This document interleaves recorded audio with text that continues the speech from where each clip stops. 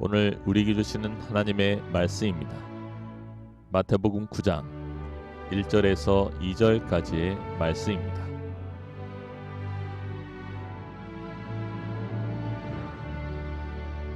예수께서 배에 오르사 건너가 본 동네에 이르시니 침상에 누운 중풍병자를 사람들이 데리고 오거늘 예수께서 그들의 믿음을 보시고 중풍병자에게 이르시되 작은 자야 안심하라 내 죄 사함을 받았느니라.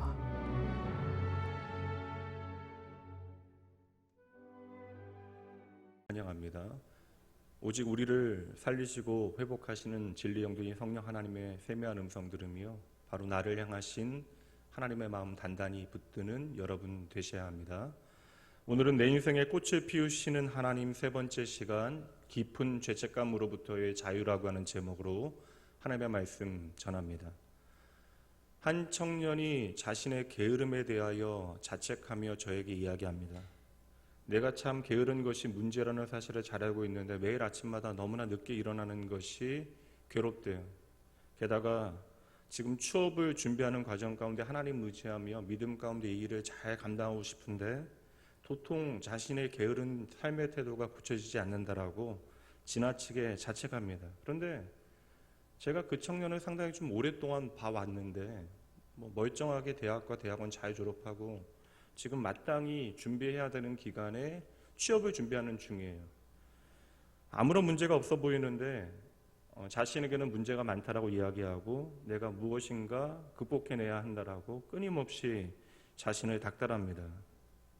성도 여러분, 내가 만들어 놓은 나에 대한 이상이나 어떠한 환상에 걸맞는 삶을 살아가는 사람은 이 땅에 하나도 없습니다. 어찌 보면 나에게 문제가 있다라고 하는 사실을 깨닫는 것은 우리의 진짜 문제가 아닌 것이죠. 자꾸만 남들과 나를 비교하게 되어지고 걸맞는 어떠한 기준을 높이 너무나 세우다 보니까 상당히 잘 살아가는 사람들도 자꾸만 자기 자신에 대하여 실망한다라고 이야기하는 것입니다. 게다가 그 청년의 말이 지금까지도 제게 인상적으로 남아있는 것 중에 하나는 내가 너무나 게으르게 지내다 보니까 내 자신에게 실망하게 되어지는 것을 뛰어넘어서 하나님을 실망시키는 것 같아서 마음이 괴롭다라고 하는 죄책감을 이야기하는 거예요. 자기 반성은 좋은 일입니다. 그런데요, 생각해 보세요, 여러분. 게으른데도 그 정도 공부를 잘하는 것도 하나님의 은혜고요. 남들이 갖지 못한 공부의 기회, 게다가 유학까지 다녀왔으니 그것도 여러분 쉽게 얻어지는 것이 결코 아닙니다. 잠이 많이 온다라는 건 건강하다라는 증거 아닌가요? 그리고 여러분 20대 때에는 당연히 잠이 많은 것이 정상입니다. 제가 보기에는 전혀 문제가 없어 보이는데 그 느긋한 성품도 어찌 보면 어떠한 사람에게는 아주 장점이 되어질 수 있는 일이고요. 단지 저는 그것을 게으름의 문제로 볼 것이 아니라 이제 그 친구를 오래 봤으니 그것이 이제 기질적인 문제 더불어 생활 방식의 차이라고 이해가 되어지는 것인데 어느새 환경과 주변 사람들과 끊임없이 나를 비교하다 보니까 나에 대해 실망하고 하나님을 실망시켰다라고 하는 죄책감에 빠져들게 되어지는 것이죠. 성도 여러분, 우리가 부러워하는 그 누구도 이 땅 가운데 온전하게 자신의 삶을 만족하며 살아가지는 못합니다. 만약에 자기 자신의 100% 만족하는 사람이 있다면 그 사람은 그릇된 망상적인 자존감을 가지고 가는 사람일 가능성이 높은 겁니다. 여러분 기억하셔야 돼요. 저와 여러분이요, 믿음을 가진 저와 여러분은 이제 나의 의지를 통하여 나의 온전함으로 승부를 보는 인생을 살아가는 것이 아니라 나를 아무 조건 없이 받아주신 하나님의 은혜로 승부 보는 인생을 여러분 반드시 기억하셔야 합니다. 믿음의 눈으로 내 자신을 바라보면 도리어 여러분 나의 연약함 때문에 여전히 나에게는 오늘도 하나님의 은혜가 필요한 거예요. 그리고 믿음의 눈으로 나를 바라보게 되어지면 나의 오늘의 부족함 때문에 나와 함께하는 이들을 귀하게 여길 수 있는 것이죠. 그러니 오늘 나의 연약함과 부족함 또한 하나님의 은혜 가운데 건강하게 재해석해 내셔야 하는 것입니다. 그리고 나의 부족함 때문에 더욱더 하나님과 동행하는 믿음의 삶을 살아내셔야 합니다. 생각보다 많은 사람들이 심지어 믿음을 가졌노라 이야기하는 신앙인들조차도 쓸데없는 죄책감을 가지고 살아가요. 그러나 여러분, 기독교가 말하고 있는, 복음이 말하고 있는 죄에 대한 인식과 죄책감은 전혀 다른 차원의 이야기가 됩니다. 지난주에 제가 자존감에 대해서 말씀을 드렸는데, 그리스도인의 자존감이라고 하는 것은요, 나에 대한 긍정적인 생각을 끊임없이 고무시키고 고취하는 것이 아닙니다. 매일 아침 거울 앞에 서서 너는 정말 잘생겼다, 멋지다, 최고다, I can do it, 이것을 외치는 것이 아니라는 거예요. 되레 많은 경우 나에 대한 지나친 긍정적인 생각들은 복음의 의미를 퇴색시킵니다. 기독교의 본질은 무엇이에요? 기독교의 복음은 무엇입니까?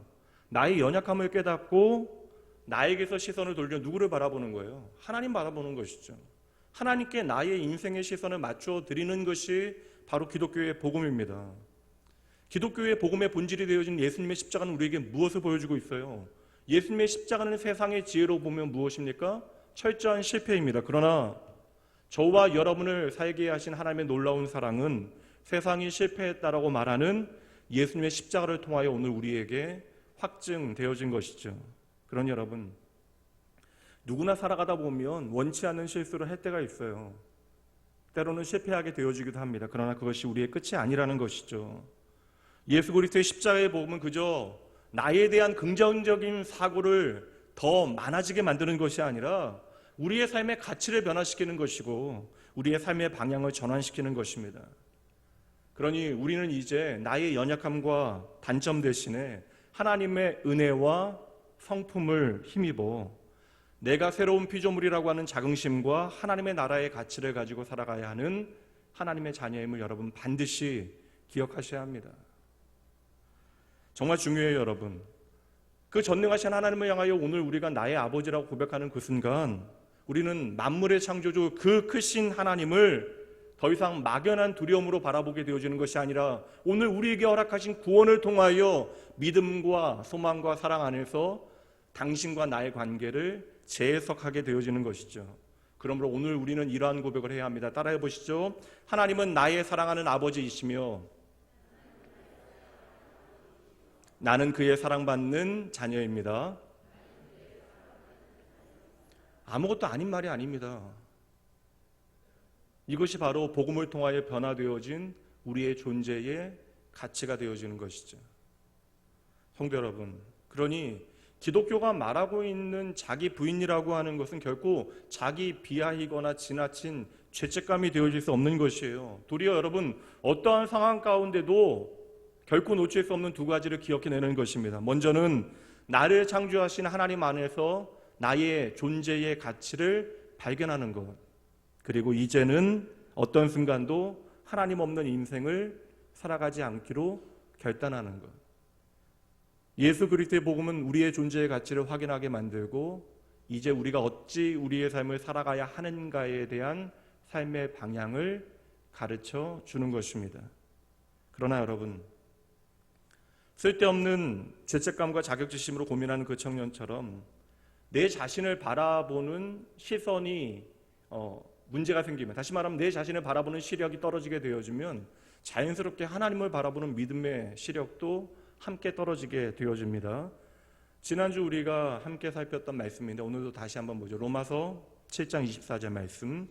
오라 나는 곤고한 사람이로다. 이 사망의 몸에서 누가 나를 건져내랴. 바울 사도의 탄식입니다. 근데 이 정도의 차이는 있다 할지라도 이 바울 사도의 탄식이 자신의 게으름 때문에 자책하였던 그 청년의 현실과 별반 다르지 않다라는 것이죠. 내가 이제 어떻게 해야만 하겠냐라고 하는 것입니다. 그런데 바울 사도는 그 청년과 다르게 그 탄식의 끝에서 전혀 다른 이야기를 하는데 이제 내가 어떻게 해야 합니까? 내가 이 사망의 몸에서 나를 어찌 건져낼 수 있겠습니까? 탄식하던 바울 사도가 이어지는 말씀에서 이렇게 고백해내는데요. 우리 주 예수 그리스도로 말미암아 하나님께 감사하리로다. 그런즉 내 자신이 마음으로는 하나님의 법을 육신으로는 죄의 법을 섬기노라. 내가 내 존재, 사망에 이를 수밖에 없는 나의 존재로 탄식하며 괴로워하고 있는데 그 존재가 갑자기 삶에서 다 바뀌어져서 환경이 변화되어져서 그가 하나님 앞에 감사하는 것이 아니에요. 여전히 내 마음으로는 하나님의 법을 따르고 있고 육신으로는 나의 법, 나의 육신의 법, 죄의 법을 섬기고 있는데 그럼에도 불구하고 나는 하나님 앞에 감사하겠대요. 그럼에도 하나님 앞에 감사할 수 있는 이유가 무엇입니까? 그 이유가 바로 나의 주 예수 그리스도로 말미암아. 그럼에도 불구하고 나는 예수님 때문에 감사할 수밖에 없다라고 바울 사도는 고백하는 것이죠. 오늘 내 자신에 대한 깊은 탄식에도 불구하고 우리가 감사할 수 있는 더 자세한 이유, 갈라디아서 2장 20절 말씀을 통해서 우리가 함께 확인합니다. 함께 읽어보죠. 내가 그리스도와 함께 읽습니다. 시작. 내가 그리스도와 함께 십자가에 못 박혔나니 그런즉 이제는 내가 사는 것이 아니요 오직 내 안에 그리스도께서 사신 것이라. 아멘. 그러니 오늘 우리의 현실이 어떠하건 우리의 존재와 우리의 상황이 어떠하건 나의 모습이 어떠하건 이제 내 안에 사시는 분이 예수 그리스도이심을 기억하는 것, 이것이 구원받은 그의 자녀들의 존재의 가치이며 삶의 방식이 되어져야 하는 것이죠. 그리고 이제 저와 여러분 안에 사시는 그분은 어떠한 분이십니까? 나를 위하여 이 땅에 오시고 나를 위하여 죽으시고 나를 위하여 부활하신 예수님이시기 때문에 우리는 이 존재의 가치를 가지고 우리의 삶의 방향을 하나님을 향하여 고정하고 살아드려야 하는 것이죠. 근데 문제는 무엇이에요? 우리가 이미 머리로는 이 복음의 가치를 잘 이해하고 있는데 도무지 내 삶의 자리에서 이 복음의 가치를 살아내지 못하는 것이 우리의 문제입니다. 제가 오래전에 선교 행사에서 만났던 한 장로님을 지금까지 기억하고 있습니다. 그분은 수십 년 전에 자신이 저질렀던 한 잘못에 대하여 이야기하시면서 나는 하나님의 사랑을 받을 만한 자격이 없다라는 이야기를 하세요. 처음에는 저는 참으로 감사한 고백을 하시는구나라는 생각을 했습니다. 수십 년 신앙생활을 하고도 하나님 앞에 나는 여전히 죄인입니다라는 고백을 하는 이런 분들을 만나는 것은 참으로 쉽지 않아요. 그러나 여러분, 이야기를 듣다 보니까 그분은 여전한 죄책감 때문에 지금도 하나님의 사랑을 확신하지 못하시는 거예요. 그러니 그분에게는 언제나 하나님은 두렵고 무서운 분이 되어지는 것이고 언제나 나의 제한된 생각 안에서 하나님의 은혜의 샘물은 메말라 버린 것입니다. 어찌 보면 참으로 양심적인 분 같고 합리적이고 상식적으로 판단하는 것 같아요. 그러나 여러분 한번 생각해 보세요. 그게 문제가 되어지는 것이죠. 오늘 우리가 이 자리에 모여 있는 것은 하나님의 은혜와 사랑 때문인데 여러분 생각해 보세요. 하나님의 은혜와 사랑이 언제 합리적이었고 언제 상식적이었습니까? 그럼에도 불구하고 우리는 평생 제한되어진 자원을 쟁취하기 위하여 투쟁하며 살아가기 때문에 우리도 모르게 어느새 하나님의 은혜에도 제한적인 것처럼 오해하게 되어지는 거예요. 그래서 내가 하나님의 사랑과 은혜를 좀 더 받기 위해서는 적어도 저 사람보다는 헌신하고 수고하여야 땀 흘려야 하나님의 은혜에 합당하다라고 하는 착각을 하게 되어지는 것이죠. 머리로는 하나님의 은혜의 창구는 무한하다라고 이야기하면서 적어도 하나님께서는 내게는 그 문을 오늘 닫아 놓으셨다라고 생각합니다. 언제나 우리의 삶은 give and take, 주고받는 관계 안에서만 사라졌기 때문에 그러한 오해들이, 잘못된 생각들이 우리 안에 뿌리 내리게 되어지는 것이죠. 그런 여러분, 이게 미묘한 차이인데 내가 하나님 앞에 나아갈 만한 염치가 없다라고 하는 말은 어느새 나를 두려움과 염려의 세계 가운데 가두어 두는 것이에요.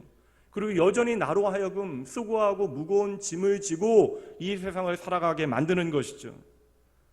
우리는 언제나 우리의 삶의 자리에서 하나님이 어떠한 분이신가를 고백해냅니다. 심지어 예배당에 나와서 언제나 우리는 하늘에 계신 우리 아버지를 고백해내고 있어요. 그러나 막상 치열한 나의 삶의 현장 가운데서는 저와 여러분 고아와 다름없는 삶을 오늘도 살아가고 있는 것이죠. 그 현실 가운데 우리에게 하나님이 더 필요한데 우리는 그 잘못된 이해 가운데 하나님으로부터 오늘도 열심히 도망치고 있는 것입니다. 그 장로님 참으로 귀한 섬김으로 단체를 섬겨주셨는데 그 귀한 섬김으로 섬겨주셨던 장로님께서는 내가 하나님의 기대를 저버렸다라고 하는 죄책감 가운데 그러한 두려움을 조금이라도 극복해내기 위하여 영원한 파멸 가운데 하나님의 버려짐 가운데 내가 있지 않기 위하여 그토록 열심을 내신다라는 거예요. 그러나 여러분, 하나님을 믿지만 나는 하나님께 갈 만한 염치가 없다라고 하는 말은 안타깝지만 너무나 무서운 불신앙이 되어지는 말이잖아요. 결국 그것은 예수 그리스도의 십자가가 무엇인지를 내가 알지 못하고 있다라는 증거가 되어지는 것입니다. 그런 여러분, 꼭 기억하셔야 돼요. 오늘 저와 여러분이 하나님의 사랑과 은혜를 누리고 받고 있는 것은요, 우리가 하나님의 기대를 충족시켜 드렸기 때문이 결코 아닙니다. 저와 여러분은 언제나 하나님의 기대에 못 미치는 삶을 살아가고 있어요. 그럼에도 염치 없이 우리가 하나님의 은혜 앞에 날마다 나아갈 수 있는 이유, 그것은 아무 조건 없이 하나님께서 저와 여러분을 받아주셨기 때문입니다. 여러분 믿으셔야 돼요. 외국에서 대학과 대학원 마치고 대치동의 학원에서 이제 강사 일을 시작한 한 제자가 있었는데, 이제 어느 정도 안정적인 이제 수입이 보장되어진 거예요. 학원 뭐 두세 군데에서 강의를 하게 되어졌습니다. 그런데 이 청년이 이번 코로나 사태로 인해서 학원 일을 이제 두 군데나 못하게 되어진 것입니다. 수입이 많아져서 이제 강남에 집도 옮겼는데 갑자기 수입이 예상치 못한 수준으로 떨어져 버린 것이에요. 근데 몇 달은 버텼는데 당장의 급한 비용을 처리하지 못하게 되어진 것입니다. 그럼 뭐 도움을 받을 수 있는 사람을 좀 바라봐야 되는데 부모님이 도와주실 수 있거든요. 그런데 그 청년이 하는 말이, 내가 부모님께 도움을 받는다라고 하는 생각을 하는 것 자체가 수치심과 더불어서 죄책감이 들었다라는 거예요. 그리고 그러한 죄책감 가운데 한 달 넘게 부모님께 지금 전화도 못하고 있대요. 지금까지 나를 믿어주신 부모님에 대하여 실망시킬 수 없다는 생각 때문에 도리어 부모님의 도움이 필요한 그 순간에 나의 가족으로부터 오히려 멀리 도망하게 되어지는 것이죠. 성도 여러분, 하나님과 우리의 관계도 마찬가지가 아닐까 싶어요. 하나님 앞에서 우리는 너무나 수줍은 아이처럼 행동합니다. 그러다 보니까 하나님과 대면대면한 관계 가운데 살아가고 있는 것이죠. 오늘 우리에게는 하나님을 실망시켰다라고 하는 은연중에 내 깊은 곳에 있는 두려움이 있는 것입니다. 그래서 내가 하나님의 사랑받을 자격을 끊임없이 내 안에서 따져보는 것이죠. 그래서 결국 우리는 바보같이 하나님으로부터 도망칩니다. 도망가는 것도 모르고 도망치게 되어지는 거예요. 그러한 우리에게 필요한 말씀 같아요. 에베소 1장 7절 말씀입니다. 함께 읽어봅니다. 시작. 그의 피로 말미암아 속량 곧 죄사함을 받았느니라. 여러분, 또 뻔하고 뻔한 말씀, 그 진리 말씀드립니다. 하나님의 사랑은 언제나 우리의 생각과 기대를 뛰어넘는다는 사실을 여러분 믿으셔야 돼요. 저와 여러분을 향한 하나님의 사랑의 액션을 한번 보세요. 그 활동을 한번 보세요. 무엇입니까? 하나님께서는 뭐라고 이야기하세요? 그의 은혜의 풍성함을 따라. 하나님의 은혜의 풍성함은 저와 여러분의 행동에 따라 변하지 않는다라는 것입니다. 저와 여러분이 하나님을 실망시켰다라고 하는 죄책감이 얼마나 크던 작던 그것이 전혀 문제가 되어지지 않는다라는 거예요. 그분은 언제나 그 은혜 가운데 우리에게 풍성하신 나의 아버지 되십니다. 갑자기 닥친 내가 책임지지 못할 경제적인 위기 가운데 부모님의 도움 잠시 받을 수 있죠. 그러나 도움을 받은 다음에 그때 내가 얼마나 부모님 앞에 창피했는가 하는 그러한 어떠한 죄책감보다, 그러한 감정보다 우리에게 더 분명해야 되는 건 뭐예요? 더 뚜렷해야 하는 것은 무엇입니까? 나의 부모님이 나를 향한 그 풍성한 사랑이 어떠한 것인가를 기억해내는 것이죠. 오늘 예수님께서는 내가 하나님의 기대에 미치지 못할 것이라고 하는 인간의 가장 깊은 곳에 있는 두려움에 대하여 다루고 계세요. 그리고 인생의 문제를 가지고 당신 앞에 나온 한 사람을 향하여 그의 인생의 문제를 해결하시기 전에 먼저 그의 영혼의 문제를 해결해 내시는데, 이것은 내가 오늘 하나님의 사랑을 받을 자격이 없다라고 생각하는 분들을 향하여 우리에게 주시는 강력한 주님의 음성입니다. 오늘 본문의 말씀 2절 보시죠. 작은 자야 안심하라, 너의 죄사함을 받았느니라. 아멘. 오늘 이 시간 여러분 먼저 이 하나님의 음성 들으셔야 돼요. 우리를 향하여 뭐라 말씀하십니까? 안심하라. 무엇이 여러분? 오늘 우리가 두려워하고 있는 이유에 대하여 당신께서 알고 계시다라는 거예요. 그리고 왜 우리는 오늘 안심해야 합니까? 오늘 우리가 안심해야 하는 까닭은 우리가 죄사함을 받았기 때문이래요. 여러분 잊지 마셔야 합니다. 꼭 기억하셔야 돼요. 어떤 상황 가운데서도 지금 드리는 이 말씀 잊으시면 안 됩니다. 죄의 문제가 해결되어질 때 우리는 담대할 수 있습니다. 예수 그리스도의 죄의 용서함을 확신하게 되어질 때 우리는 이 땅 가운데 하나님의 자유를 샬롬을 누리며 살아가게 되어지는 것이죠. 여러분, 오늘 이 예수님의 말씀을 듣게 되어지는 사람은 지금 침상에 누워 꼼짝도 하지 못하는 중풍병자입니다. 그런데 자신의 몸을 한치도 움직이지 못하는 이 사람에게는 놀라운 직관과 판단력을 가지고 있었던 4명의 귀한 친구가 있었대요. 예수님께서 동네에 들어오셨다는 소식을 듣자마자 이 4명의 친구는 이 아픈 친구를 이부자리채로 떠안고 예수님을 만나기 위해 달려옵니다. 그러나 아무리 빨리 와도 예수님을 만날 수 있는 티켓은 이미 팔려버렸습니다. 예수님께서 말씀을 전하시던 그 집 안에는 엄청난 인파가 이미 북적거리고 있고 지방과 복도를 채우는 것으로 끝나지 아니하여 그냥 창틀에 걸터앉은 이들도 수두룩합니다. 그러니 지금 아픈 친구를 들쳐매고 집 안에 들어갈 수 있는 방법은 없다라는 거예요. 지금 그곳에는 송곳 하나 꽂을 만한 공간이 없는 것입니다. 근데 여기서 내 친구의 캐릭터가 분명하게 나타나요. 내 사랑하는 친구를 위하여 이 기회를 결코 포기하지 아니합니다. 그렇죠, 여러분? 내가 사랑하는 사람을 위하여 생명의 기회를 쉽게 포기할 수는 없는 법입니다. 오늘 저와 여러분도 마찬가지예요. 오늘 우리가 반드시 그의 영혼을 위하여 수고하여야 하는 내가 사랑하는 사람이 있다면 그들을 향한 나의 절실함 뿐만 아니라 오늘 이 4명의 친구와 같은 눈에 보이는 행동, 액션이 필요한 것입니다. 그리고 이제 내 친구가 머리를 맞대 짜낸 작전을 보세요. 마가복음 2장 4절 말씀에 보면요, 무리들 때문에 예수께 데려갈 수 없으므로, 이건 현실이죠, 그 계신 곳에 지붕을 뜯어 구멍을 내고 중풍병자가 누운 상을 달아내리니. 여러분, 사실 말이 쉽지 얼마나 위험천만한 계획입니까? 우선은 여러분, 남의 집의 지붕에 구멍을 뚫은 일이에요. 오늘 말씀에는 없지만 이 말씀 다음에 분명 집주인에게 지붕을 수리할 수 있는 수리비를 지불하였을 것입니다. 게다가 여러분, 오늘 예수님의 말씀을 듣게 되어지는 사람 누구예요? 침상에 누워있는 사람, 움직일 수 없는 사람. 그렇다면 여러분, 이 환자의 입장에 생각해보면 이것은 얼마나 두려운 일입니까? 지금 자신이 누워있는 그 침상에 내 모퉁이에 밧줄을 매달아서 천장으로부터 내리고 있는 거예요. 그것도 두려운 일인데 내가 몸을 움직이지 못해요. 밧줄 하나만 잘못 내려간다 할지라도 이것은 그 자리에서 떨어지게 되어지는 일이잖아요. 내 몸을 움직이지 못하는 이것은 번지점프를 하는 것보다 훨씬 더 두려운 일이 되어집니다. 게다가 여러분, 지금 그 자리에 있는 사람들 가운데 이 일을 환영할 수 있는 사람은 아무도 없다라는 것입니다. 지금 예수님께서 말씀을 전하시는 일에 모두가 집중하고 있는데 그 일을 방해하는 일이 되어지는 것이죠. 사람의 본성을 생각해 볼 때 거기 있는 모든 사람들과 특별히 제자들은 더 큰 화를 냈을 것이에요. 감히 우리 선생님께서 말씀을 전하시는데. 제가 그들의 계획을 그 누구도 환영하는 사람이 그곳에는 아무도 없다라고 말씀드렸는데 잘못 말씀드린 거예요. 그 자리에 오직 한 사람만이 이 이벤트를 너무나 즐거워하십니다. 마태는 그 광경을 보고 한박 웃음을 지으시는 예수님을 우리에게 그려내고 있는데, 신기하게도 예수님께서는 그들이 요청하기도 전에 그들에게 은혜를 베푸십니다. 다시 2절 말씀 보세요.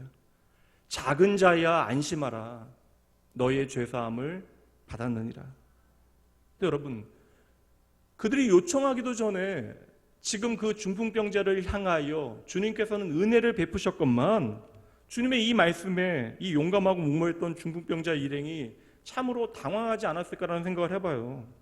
왜냐하면 그들이 기대했던 말과 다른 말을 주님께서 하시기 때문이죠. 그들이 기대했던 것은 무엇입니까? 중풍병자의 육신의 연약함이 고침받는 것, 회복되어지는 것. 주님께서 이렇게 말씀하셔야지. 이제 너의 몸이 나았으니 이제는 열심히 몸을 단련하여 가을에 있을 서울 국제 마라톤 대회에 일반부에 한번 출전해봐라. 뭐 그런 말씀 해주시면 은혜가 되잖아요. 지금 눈앞에 있는 중풍병자의 문제는 확실합니다. 사지가 뻣뻣해요. 근육조차 남아있지 아니합니다. 근데 예수님께서는 그 몸의 연약함에 대하여 전혀 말씀하지 아니하신다라는 것이죠. 하나님이신 예수님께서는 그들의 친구조차도 보지 못했던 문제의 핵심이 무엇인지를 정확하게 보고 계신 것입니다. 여러분, 그 중풍병자의 문제의 핵심은 무엇이에요? 바로 죄의 문제라고 하는 사실을 주님께서는 꿰뚫어 보신 것이죠. 나는 하나님의 사랑을 받지 못한다라고 하는 그 생각, 내가 하나님께 평생을 기대하지 못하는 인생을 살아왔다, 하나님의 기대에 미치지 못하는 삶을 살아왔다라고 하는 그의 마음속 깊이 있는 두려움, 그래서 나는 오늘 하나님의 사랑을 받을 만한 자격이 없다라고 생각하는 그의 두려움을 예수님께서는 꿰뚫어 보고 계시는 것이죠. 그래서 예수님은 모든 사람들의 생각과 다르게 그 몸을 고치시기 전에 먼저 그의 영혼을 치료하시는 것입니다. 작은 자야 안심하라, 너희의 죄가 용서함을 받았다. 여러분, 우리가 죄 가운데 살아간다라는 것은요, 하나님의 은혜가 없는 삶을 살아간다라는 것이에요. 그리고 하나님의 은혜가 나에게 없다라는 것은 결국 하나님을 무시하는 일이 되어지는 것이죠. 그러다 보면 하나님을 제쳐놓고 내가 주인 되어지는 삶을 살아가게 되어집니다. 첫 인류 아담과 하와의 선택도 결국 하나님 없이 내가 내 자신의 주인 되어지는 삶을 선택한 것이, 그게 바로 죄의 본질이죠. 하나님의 형상대로 창조되어진 그들은 두려움 없는 세상에서 살아갑니다. 왜요? 하나님과 하나 되어졌기 때문에 그 안에서 또한 모든 다른 피조물과 하나였습니다. 동산 중앙에는 생명나무와 함께 선악을 알게 하는 나무 한 그루가 심겨져 있었는데, 그들이 단 한 가지만 기억하면 돼요. 그 선악을 알게 하는 나무를 통하여 창조주 하나님을 기억하며 살아가는 것, 내가 하나님 없이는 살 수 없다라는 사실을 기억해내는 것 한 가지만 잘하면 되는 것입니다. 여러분, 이 선악을 알게 하는 나무는요, 축복의 아이콘이에요. 왜냐하면 내가 하나님의 형상대로 창조받은 하나님의 자녀라고 하는 사실을 보여주는 증거가 되어지기 때문에 그러한 것입니다. 하나님께서는 이 세상에 유일하게 인간에게만 자유의지를 허락하시고, 그래서 아담은 하루하루 내가 깊은 생각과 나의 판단 가운데 하나님을 신뢰하는 쪽을 선택하며 살아가는 거예요. 바로 이것이 예배가 되어지는 것이죠. 그러다 어느 날 사탄이 그들의 마음 가운데 의심의 씨앗 하나를 뿌려놓습니다. 그 사탄의 제안이 당장 너무나 달콤하게 보여져요. 먼저는 하나님의 말씀에 대하여 그렇게 말씀하신 것이 정녕 맞냐라고 의심을 심어놓더니 바로 달콤한 제안을 하죠. 이 선악과를 먹게 되어지면 너의 눈이 밝아져서 하나님같이 될 것이다. 한마디로 이야기하면 뭐예요? 더 이상 하나님 의지하지 아니하고도 너희는 잘 살아갈 수 있다. 저는 이 첫 번째 인류의 마음이 무엇이었을까 참으로 궁금합니다. 너무나 완벽한 세상 가운데 살아가면서 왜 그런 선택을 할 수밖에 없었을까? 그리고 사탄이 그들의 마음 가운데 심어놓았던 그 의심의 씨앗이 무엇이었을까? 아마도 저는요, 하나님께서 끝까지 나를 사랑해 주실까? 하나님께서 끝까지 나를 책임져 주실까라고 하는 의심이 아니었을까요?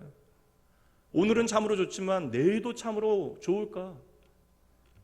하나님께서 끝까지 나를 사랑해 주시지 아니하시면 그럼 나는 어떡한단 말이냐? 그 마음에 뿌려진 씨앗은 하나인 것 같아요. 하나님이 나에게 충분하지 아니하시다면 그 의심 가운데 그들은 더 이상 여호와는 나의 목자시니 내게 부족함이 없습니다라는 고백을 하나님 앞에 드리지 못하게 되어진 것입니다. 여전히 하나님은 내 삶에 풍성한 은혜로 함께하고 계시는데 내 삶에 필요한 것을 풍족하게 채우시는 하나님을 신뢰하지 못하게 되어진 거예요. 그 두려움 가운데 그들은 나의 최고와 최선이 되신 하나님 대신 말도 안 되는 옵션을 선택하게 되어진 것이죠. 근데 보세요 여러분, 그 즉시로 죄가 그들을 찾아오게 되어지자 두려움이 그들을 완전히 압도해버립니다. 죄를 짓자마자 하나님과 친밀하게 교제하고 동행하였던 그들이 하나님의 얼굴을 피해 숨어버리게 되어져요. 창세기 3장 8절부터 봅니다. 그들이 그날 바람이 불 때 동산에 거니시는 여호와 하나님의 소리를 듣고 아담과 그의 아내가 여호와 하나님의 낯을 피하여 동산나무 사이에 숨은지라. 여호와 하나님이 아담을 부르시며 그에게 이르시되 내가 어디 있느냐? 이르되 내가 동산에서 하나님의 소리를 듣고 내가 벗었으므로 두려워하여 숨었습니다.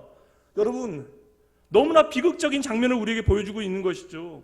하나님의 동산에서 하나님 아버지의 음성을 듣고 내가 숨게 되어지는 현실, 하나님의 얼굴을 피해 숨은 인간의 현실이 바로 무엇이에요 여러분? 죄의 실체가 되어지는 것이죠. 그때에 아담이 하는 말이 뭐예요? 내가 벗었기 때문에 두려워서 숨었습니다. 어제만 해도 아무 문제가 되지 않는 일이었어요. 그런데 지금 내가 생각하는 나의 부족과 결핍의 문제 때문에, 나의 연약함의 문제 때문에 하나님을 피하겠다라고 이야기하는 것이죠. 얼마나 이율배반적입니까? 쓸데없는 일에 감각이 예민해지는 거예요. 여러분, 오늘 내가 느끼는 것이 결코 사실이 아니에요. 여러분의 감정이 사실이 아닙니다. 그래도 참으로 다행인 것이 있어요. 무엇입니까? 그럼에도 하나님은 다 알고 계심에도 그의 이름을 부르시며 그를 찾으신다라는 거예요. 그리고 하나님의 얼굴을 피해 숨어있는 그들을 결국 찾아내십니다. 왜 오늘 우리가 이렇게 애쓰며 수고하고 노력하며 살아가요? 어제보다 오늘 더 잘 살아가기 위해서 우리는 수고하고 노력하는 것입니다. 그럼 여러분 지혜가 있으셔야죠. 어제보다 오늘 더 잘 살아가기 위해서 하나님 앞으로 더 가까이 나아가셔야죠. 하나님은 우리로 하여금 생명을 얻고 더 풍성히 얻게 하시는 나의 아버지 되시잖아요. 근데 우리는 도리어 하나님을 피하며 더 살기 위하여 노력하고 있다는 것입니다. 여러분, 하나님을 피할 수 있다는 생각도 잘못된 생각, 그리고 하나님의 얼굴을 피할 수 있다라고 해서 우리가 나무에 숨어서는 결코 안 되는 것입니다. 우리가 야근을 밥 먹듯 하고 그렇게 피곤함과 스트레스를 친구 삼아 살아가고, 심지어 일 때문에 여러분 예배도 포기하게 되어져요. 그렇게 열심히 일하는데 왜 우리는 잘 살지 못하냐고요. 아니, 왜 많은 자원을 가지게 되어져서도 우리의 마음에는 참된 평안이 없습니까? 왜 우리의 삶에 샬롬과 자유가 임하지 않아요? 왜 우리는 여전히 나무 뒤에 숨어 있습니까? 왜 우리는 오늘도 하나님과 동행하는 삶을 한사코 포기하고 있고, 왜 우리는 깊은 좌절감 가운데 하나님을 두려워하고 있습니까? 성도 여러분, 오늘 우리는 당장 우리의 눈에 보이는 현실 때문에 그 현실의 뒤에 숨어 하나님을 외면하고 있지만, 우리의 마음의 깊은 곳에 있는 생각은 단 한 가지예요. 하나님께서 나를 사랑하실 턱이 없다라는 거예요. 여전히 하나님께서는 아담의 이름을 부르고 계시는데 아담은 착각합니다. 이제 하나님께서 나를 사랑하실 턱이 없다. 부활하신 예수님을 베드로가 만나요. 그런데 그가 왜 갈릴리로 도망갑니까? 예수님을 배반한 나를 예수님께서 더 이상 사랑하실 턱이 없다. 그래서 우리는 하나님을 피해 나무 뒤에 숨게 되어지는 거예요. 아무리 생각해봐도 남들에겐 표시하지 않지만 나의 마음과 삶을 생각해보면 도무지 답이 없어요. 나의 탐욕과 그릇된 생각과 거짓과 잘못된 습관과 이기적인 모습에 괴로워합니다. 그래서 거룩한 하나님 보시기에 나는 하나님의 화만 돋우는 존재라고 생각하게 되어지는 것이죠. 하나님께서 분명 오늘 나의 모습에 화가 나실 것이다. 그러니 어서 빨리 나무 뒤에 숨자. 적당히 하나님 없는 곳에서 이제는 살아가야지. 저와 여러분을 향한 하나님의 음성은 오늘도 여전한데 우리는 여전히 아담과 하와 같이 나무 뒤에 숨어 있는 것이에요. 그래서 우리의 삶의 죄책감은 우리를 길 잃은 양처럼 아무것도 못하게 만듭니다. 이사야 53장 6절 말씀 보시죠. 우리는 다 양 같아서 그릇 행하여 각기 제 길로 갔거늘. 우리는 다 양 같아서, 이것이 바로 우리의 현실이잖아요. 겉으로 보기에는 그렇듯하고 순한 모습이지만 실제로는 고집세고 반항적인 기질을 가지고 있습니다. 저희 집에는 젤리라고 하는 강아지가 있어요. 겉으로 보기에 참 예뻐요. 이쁘잖아요. 저희 가족이 미국에 있을 때 이제 아이 혼자 있다 보니까 선교 행사에 함께 하셨던 한 집사님께서 한국에서 일부러 보내주신 거예요. 미국에 오시는 분을 통해서 강아지를 보내주셨습니다. 상당히 많은 비용을 지불하고 보내주셨어요. 그리고 이제 이 아이가 10살이 되어졌습니다. 근데 아까 전에 보신 것과는 이 아이가 너무나 달라요. 평소에는 순한 척, 얌전한 척 가만히 있다가 기회만 되면 집을 탈출해 버립니다. 기회를 엿보다가 이제 택배라도 이제 오게 되어지고 문을 잠깐 열게 되어지면 열린 문틈으로 집 밖을 나가서 계단을 그냥 내리달아요. 그럼 어떻게 해요? 저는 그 녀석을 따라서 계단을 내달아 거리를 내달리게 되어지는데 그게 벌써 몇 번째예요. 그렇게 집안에서 말 잘 듣는 척 코스프레 하다가 탈출을 감행하게 되어지면 여러분, 그 녀석 가장 먼저 주인의 말을 못 들은 척해요. 그럼 저는 그 녀석의 꽁무니를 쫓으면서 목사답지 않게 호통을 쳐야 돼요. 계속 거라. 젤리 너. 여러분, 그 녀석의 가장 큰 죄가 뭔지 아세요?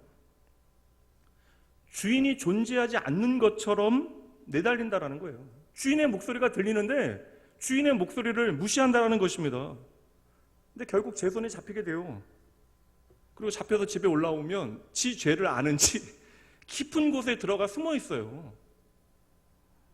녀석은 자유를 꿈꾸지만 여러분, 집 밖을 나가 저의 시선으로부터 멀어지게 되어지면 그 아이는 젤리라고 하는 이름을 가지고 있지만 집 밖에 나가서 제 시선 밖에 나가게 되면 그냥 이름 없는, 집 없는 아이가 되어지는 거예요. 집 나간 그 아이의 마지막 희망이 무엇이겠어요?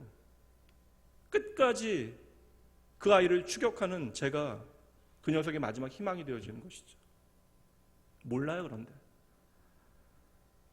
오늘 저와 여러분의 하늘 아버지께서는 길을 잃어버린, 그리고 나무 뒤에 숨어 있는 저와 여러분을 당신의 집으로, 당신의 품으로 데려가기를 원하십니다. 이 주체할 수 없는 아버지 하나님의 열망이 바로 예수님의 십자가이고, 오늘 그 십자가의 예수님께서는 이 잃어버린 중풍병자 하나를 향하여 가장 먼저 죄 용서를 선포하시는 거예요. 여러분, 죄 용서는 오직 나의 죄를 위하여 죽으시고 부활하신 예수님만이 선포하실 수 있는 것입니다. 그래요, 여러분. 저를 비롯하여 이 자리에 있는 우리 모두가 날마다 하나님을 실망시켜요. 그러나 하나님은 단 한 번도 그 자녀를 버리신 적이 없습니다. 이제 당신의 약속의 말씀을 몇 말씀 보시터인데 제가 읽어드릴 때 여러분 말씀 끝에 아멘으로 동의하시면 됩니다. 골로새서 1장 13절. 그가 우리를 흑암의 권세에서 건져내사 그의 사랑의 아들의 나라로 옮기셨습니다. 아멘. 요한복음 3장 18절. 그를 믿는 자는 심판을 받지 아니하는 것이요 믿지 아니하는 자는 하나님의 독생자의 이름을 믿지 아니함으로 벌써 심판을 받은 것이니라. 아멘. 요한복음 6장 40절 말씀. 내 아버지의 뜻은 아들을 보고 믿는 자마다 영생을 얻는 이것이니 마지막 날에 내가 이를 다시 살리리라 하시니라. 아멘. 한 말씀 더 보죠. 요한일서 5장 13절. 내가 하나님의 아들의 이름을 믿는 너희에게 이것을 쓰는 것은 너희로 하여금 너희에게 영생이 있음을 알게 하려 함이라. 아멘. 여러분 잊지 마셔야 돼요. 하나님은 저와 여러분을 너무나 사랑하시기 때문에 오늘도 우리가 쓸데없는 의심 가운데 하나님의 은혜를 믿지 못하도록 내버려 두지 아니하십니다. 하나님께서 과연 나를 사랑하실까 하는 두려움 가운데 저와 여러분이 떨지 아니하도록 오늘도 우리의 마음에 친히 찾아오시는 것이죠. 요한일서 4장 18절. 사랑 안에 두려움이 없고 온전한 사랑이 두려움을 내어 쫓나니. 만약 저와 여러분을 향한 하나님의 사랑에 제약이 있다면, 그 사랑이 불완전하다면 오늘 저와 여러분이 걱정하고 챙겨야 하는 일이 많아요. 당연히 수고하고 무거운 짐을 져야 하는 것입니다. 만약 하나님의 사랑이 조건적이라면 우리는 하나님의 사랑을 받기 위하여 내 죄의 목록을 다 짊어지고 기록하고 우리가 그것을 해결하기 위하여 열심히 뛰고 달려야 합니다. 그런데 여러분 아니래요. 십자가에 달리신 예수 그리스도 때문에 하나님께서는 그 사랑하는 자녀의 실수를 적어놓은 장부를 이미 지워버리셨습니다. 예수님의 십자가 가닥에 우리의 모든 죄를 이제 당신의 등 뒤로 던져버리신 것이죠. 그리고 다시는 그것을 기억하지 아니하시겠다 말씀하십니다. 그러므로 여러분, 이제 주님의 사랑으로 모든 두려움을 이겨내셔야 하는 것이에요. 예수님께서는 십자가에서 우리의 모든 죄를 떨쳐버리셨습니다. 그 말씀이 바로 오늘 이 말씀이잖아요. 작은 자야 안심하라. 너의 죄가 사함받았다. 하나님 아버지의 가장 확실한 약속에 여러분의 떨리는 마음, 두려워하는 마음을 단단히 매듭지어 놓으셔야 하는 것이죠. 사도 요한의 확신에 찬 믿음의 고백을 함께 나눠볼게요. 요한일서 3장 20절. 이는 우리 마음이 혹 우리를 책망할 일이 있어도 하나님은 우리 마음보다 크시고 모든 것을 다 아십니다. 우리 마음 깊은 곳에 내가 해결해 내지 못한 죄책감, 책망받은 일이 있더라도 하나님은 우리의 마음, 그 죄책감보다 훨씬 크십니다. 그러니 여러분, 내가 오늘 하나님의 용서를 받지 못할 것이라고 하는 생각이 드신다면, 그 결과로 내가 하나님의 사랑을 받지 못하고 있다라고 하는 생각이 드신다면 그 생각과 느낌을 어서 빨리 오늘 이 시간 몰아내셔야 돼요. 사탄의 속임수입니다. 가장 말도 안 되는 못된 거짓말이 되어지는 것이죠. 그 어떤 것도 우리로 하여금 하나님 앞에 나아가는 그 길을 막아설 수는 없음을 믿으셔야 돼요, 여러분. 우리의 어떠한 느낌과 감정도 하나님의 용서를 막아설 권한이 없음을 여러분 믿으셔야 합니다. 그러니 오늘 저와 여러분에게 필요한 것은 미움받을 용기가 아니라고요. 오늘 저와 여러분에게 필요한 것은 바로 하나님의 변치 않는 사랑에 대한 확신입니다. 여러분 다시 말씀으로 돌아가셔야 돼요. 하나님의 약속의 말씀을 여러분의 자기 비하와 죄책감보다 먼저 앞서 놓으셔야 하는 것입니다. 여러분 잊지 마셔야 돼요. 저와 여러분의 진짜 능력이요, 하나님의 자녀의 능력은 바로 하나님의 은혜와 사랑에 대한 확신입니다. 그 놀라운 은혜와 무한한 사랑 안에서 우리는 담대하게 세상을 향하여 하나님을 사랑하고 세상을 사랑할 수 있는 이유를 발견하고 자유하며 하나님의 나라를 이 땅 가운데 숨쉬며 살아가야 하는 것이죠. 때로는 우리가 공중근해를 따는 것 같이 아찔아찔한 순간이 있을 수도 있어요. 그러나 여러분 걱정하지 마세요. 그 순간에도 하나님의 안전망이 우리의 추락을 막아줄 것입니다. 그러니 떨어져도 괜찮아요. 우리의 신앙생활을 결국 하나님의 은혜에 그 사랑의 깊이와 넓이와 높이를 확인하는 과정이 되어집니다. 저와 여러분 결코 그러므로 망하지 않아요.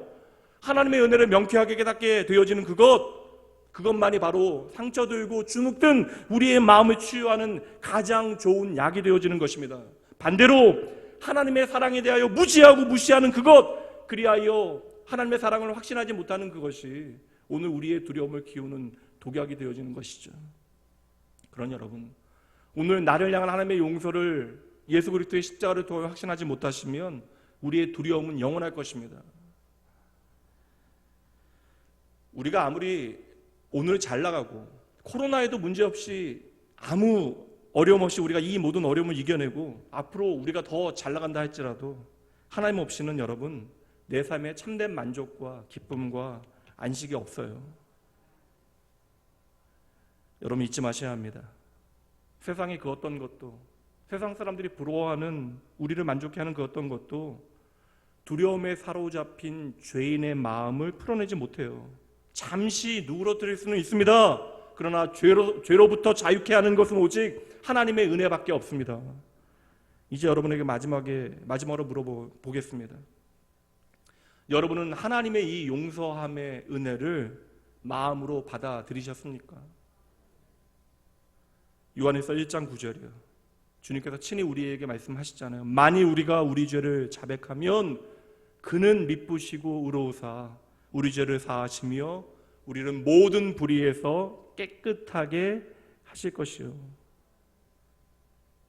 죄 용서의 은혜를 믿는 사람은 그래서 날마다 십자가를 선명하게 바라보고 십자가 붙잡는 믿음의 삶을 살아가게 되어지는 것이에요. 여전히 우리 안에 있는 그 어떤 죄책감으로 하나님 앞에, 그 은혜의 하나님 앞에 나아가기를 주저하신다면 여러분 우선 시작은요, 하나님의 약속의 말씀을 믿고 진실한 기도를 드리는 것만으로 저는 충분하다 믿습니다. 이 시간 우리의 고백을 담아 하나님 앞에 함께 이 기도를 읽도록 하죠. 함께 읽습니다. 사랑하는 아버지, 나에게 용서가 필요합니다. 주님께 등을 돌리고 멀리 떠났음을 인정합니다. 주여 저를 용서하여 주옵소서. 이제 내 영혼을 주님께 맡겨드립니다. 이제 내 삶 가운데 주의 은혜만을 의지하겠습니다. 아멘. 여러분 진정으로 하나님의 죄 용서함의 은혜를 믿으신다면 이제는 용서받은 당신의 자녀답게 살아가셔야 합니다. 예수님께서 여러분의 다리를 치료하셨어요. 그렇다면 이제 일어나서 걸어가셔야 돼요. 주님께서 이제 여러분을 자유하게 하셨다면 세상 그 누구도 여러분을 죄의 사슬 가운데 메어 놓을 수 없음을 믿으셔야 합니다. 여러분 하나님의 은혜는요 성경의 문자 가운데 메어 있지 않아요. 하나님의 은혜는 오늘도 살아있어 우리를 움직이게 하고 우리를 하나님의 은혜 가운데 믿음으로 하나님만을 바라보게 할 것입니다. 그러니 여러분 죄 용서는 환상이 아니라고요. 예수 그리스도의 십자가를 통하여 우리에게 주어진 자유는 오늘 저와 여러분의 현실입니다. 복음의 핵심이 여기 있는 것이에요. 그러니 예수님의 십자가 때문에 자유하게 되어진 저와 여러분은 더 이상 죄의 노예처럼 이 세상을 살아가서는 안 되는 것이죠. 그 어떤 순간에도 내가 내 자신에 대하여 실망하여 하나님을 피해 멀리 도망가는 것은 가장 바보 같은 선택이 되어지는 것입니다. 여러분 꼭 기억하셔야 돼요. 예수님 때문에 저와 여러분을 향한 하나님의 용서는 영원합니다. 이 하나님의 용서에 대하여 대적할 자도 정죄할 자도 이 세상에 아무도 없어요. 내가 죄인인 것과 내 죄를 용서하신 십자가의 은혜를 진정으로 믿으신다면 이제는 여러분의 환경과 감정과 느낌에 매여 이리저리 흔들리지 마시고 하나님의 변함없는 약속의 말씀을 믿고 그 모든 죄책감으로부터 자유하시는 여러분 되시길 주님의 이름으로 축복합니다. 이제는 저를 따라해 보시죠. 예수 그리스도 안에 있는 나에게는, 다시요, 예수 그리스도 안에 있는 나에게는 결코 정죄함이 없습니다. 믿으셔야 돼요. 오늘 말씀을 마무리하며 이 말씀을 우리의 고백으로 선포해 볼게요. 로마서 8장 1절과 2절 말씀 마지막으로 우리가 함께 읽습니다. 그러므로 이제 그리스도 예수 안에 있는 자에게는 결코 정죄함이 없나니 이는 그리스도 예수 안에 있는 생명의 성령의 법이 죄와 사망의 법에서 너를 해방하였습니다. 아멘. 기도합니다.